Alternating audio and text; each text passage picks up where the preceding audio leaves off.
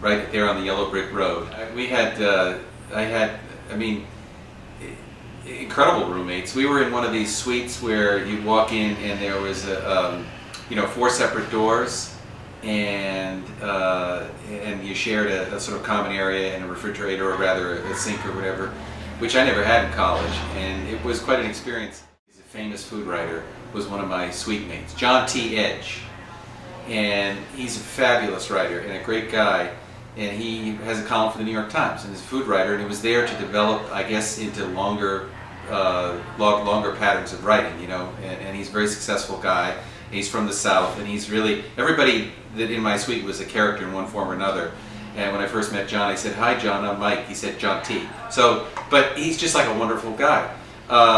Next down the hall was a gentleman named, you have to edit out these Alzheimer moments, but there was a guy down the hall who had claimed to have, and I didn't doubt him, more advanced degree, to be the best educated person in the world.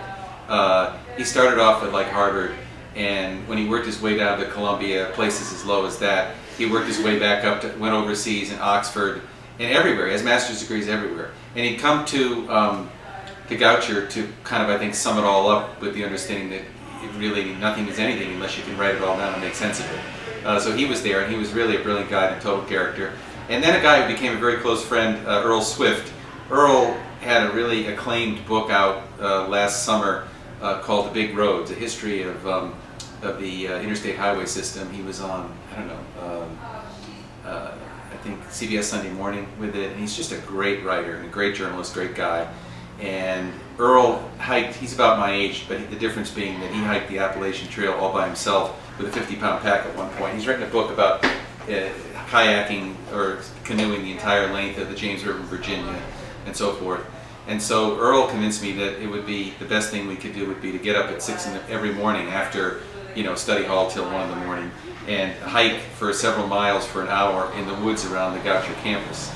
So we did that.